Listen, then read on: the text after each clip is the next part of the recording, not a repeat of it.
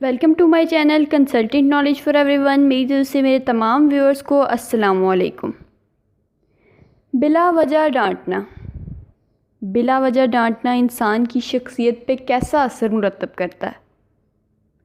उसकी mental health पे, उसकी साइकोलॉजी पे, उसकी ग्रोथ पे क्या असर होता है बिला वजह डांटने का? अक्सर लोगों को आदत होती है बिला वजह बात बात पे बच्चों को टोकने की, डांटने की, बात बात पे तनकीद करने की। ख़ास तौर पर बच्चों को डांटना क्यों नुकसानदेह है? बच्चों को डांटना इसलिए नुकसानदेह है कि बच्चे ग्रोथ पीरियड से गुज़र रहे होते हैं। उनकी ग्रोथ हो रही होती है, मेंटल ग्रोथ हो रही होती है, उनकी फ़िज़िकल ग्रोथ हो रही होती है। तो जैसे जैसे उनकी ग्रोथ होती जाती है वो चीज़ें उनके कॉन्शियस में चल जाती हैं और फिर वो आहिस्ता आहिस्ता वो चीज़ें वो इंसान की पर्सनैलिटी में बिगाड़ ले आती हैं। बिगाड़ किस तरह लाती हैं जी? बिला वजह डांटने के क्या क्या नुकसान होते हैं? बिला वजह डांटने से क्या होता है? बच्चे को कभी भी बिला वजह ना डांटें। डांटें ज़रूर, लेकिन लफ्ज़ पे फोकस करें, बिला वजह ना डांटें। छोटी मोटी बात पे डांटना ये छोड़ दें, अपनी ज़िंदगी से इसे बिल्कुल ही निकाल दें। बच्चों के साथ अपनी बॉन्डिंग को स्ट्रॉन्ग करें, इससे बच्चे कॉन्फिडेंट होते हैं। बच्चों में कॉन्फिडेंस ना होने की एक बड़ी वजह होती यही है। फैमिली के, घर के लोग, पेरेंट्स जब बच्चों को डांटते हैं तो बच्चों में आहिस्ता आहिस्ता कॉन्फिडेंस कम होता जाता है। वो किसी के सामने अपनी बात नहीं कर पाते।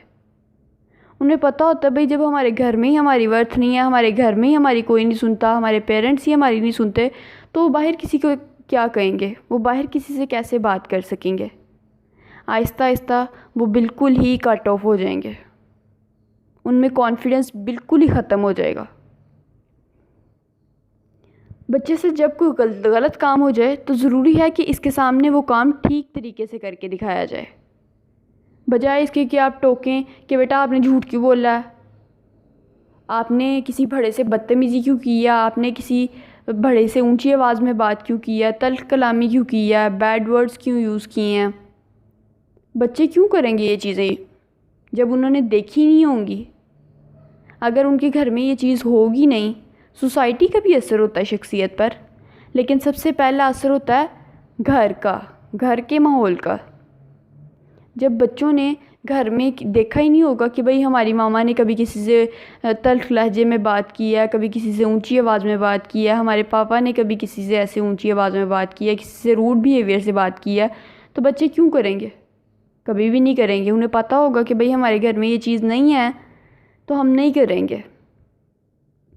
बाज़ वालिदैन बच्चों को काम सिखाए बगैर डांटना शुरू कर देते हैं।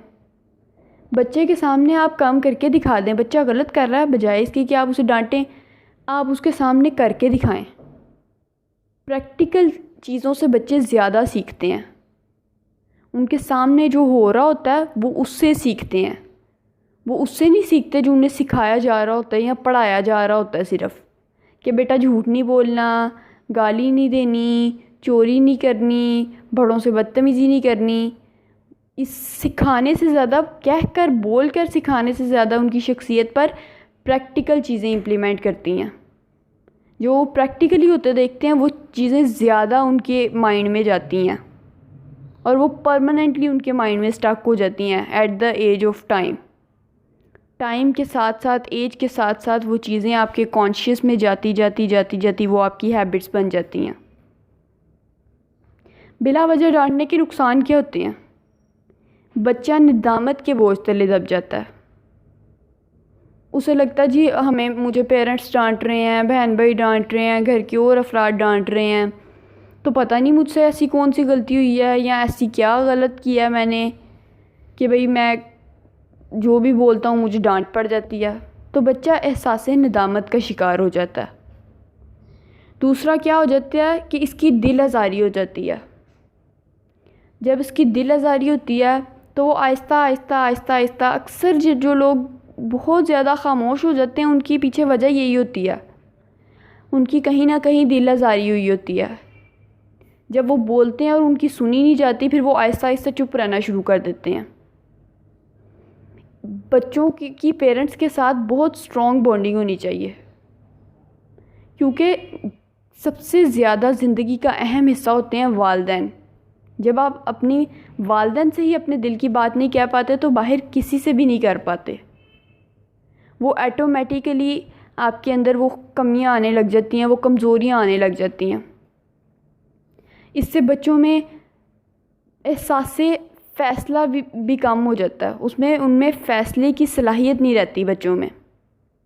अक्सर लोग देखते हैं छोटी छोटी बात पे उनके पास सामने 2 सूट पड़े होंगे, 2 जूते पड़े होंगे, कुछ और चीज़ें पड़ी होंगी, वैरायटी चीज़ों की होगी, उन्हें समझ नहीं लगती कौन सी सिलेक्ट करें। ये छोटी सी मिसाल दे रही हूँ मैं आपको। क्यों उन्हें नहीं लगती? क्योंकि उन्होंने कभी फ़ैसला किया ही नहीं होता। वो बात करते हैं, उन्हें पता होता है कि भाई हम बात करेंगे, हमें हमारे किसी बड़े ने डांट देना है, बड़े ने टोक देना है, इसलिए वो बात ही नहीं करते। जब वो बात नहीं करते, अपनी राय नहीं देते, तो उनमें जब राय नहीं देंगे तो फ़ैसला कैसे कर पाएंगे, रिस्क कैसे लेंगे, कामयाब कैसे होंगे, सोसाइटी में आगे कैसे आएंगे? नहीं आएंगे, आ ही नहीं सकते।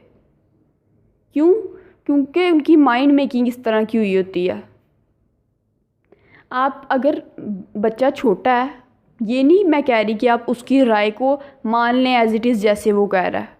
हो सकता है वो अपनी सोच के मुताबिक, वो बच्चा है तो वो गलत भी कह सकता है, लेकिन इसका ये मतलब नहीं है कि आप उसे डांटना शुरू कर दें कि हाँ भाई तुमने ये क्यों कहा, तुम्हारा क्या काम बनता है बड़ों की बातों में बोलने का। आप उसकी बात सुने, अगर आपने उसकी बात नहीं भी मानी तो उसे प्यार से समझाएं कि बेटा हम आपकी बात क्यों नहीं मान रहे, इस बात का क्या लॉजिक है, इस बात को ना मानने के पीछे क्या वजह है। बच्चे को भी पता होगा अच्छा मैंने ये बात इस वजह से मेरी नहीं मानी गई, लेकिन बच्चे को ये नहीं होगा कि भाई मेरी ये बात मानी नहीं गई तो मैं आगे बोल नहीं सकता। बच्चा घर में बोलेगा, घर में वो अपनी बात कह सकेगा, घर में वो सब कुछ कर सकेगा तो वो सोसाइटी में कर सकेगा। जब वो घर में कुछ नहीं कर पाएगा, घर में वो कॉन्फिडेंट नहीं होगा, तो वो सोसाइटी के सामने कभी भी कॉन्फिडेंट नहीं हो पाएगा, कभी भी नहीं बोल पाएगा किसी के सामने भी। तीसरे नंबर पे जी, अपने वालिदैन से गैर मानूस हो जाते हैं बच्चे। वही बात जो मैंने आपको बताई कि पेरेंट्स के साथ जब वो शेयरिंग नहीं कर सकेंगे तो वो किससे करेंगे? किसी से भी नहीं करेंगे, वो आहिस्ता आहिस्ता चुप हो जाएंगे। तो पेरेंट्स के साथ बॉन्डिंग का स्ट्रॉन्ग होना बहुत ज़रूरी है बच्चों की। स्ट्रॉन्ग बॉन्डिंग किस तरह होगी? पेरेंट्स अगर फ्रैंक रहेंगे बच्चों के साथ, रिस्पेक्ट मेंटेन रखें, एक रिस्पेक्ट लेवल भी मेंटेन होना चाहिए, लेकिन साथ फ्रैंकनेस भी होनी चाहिए।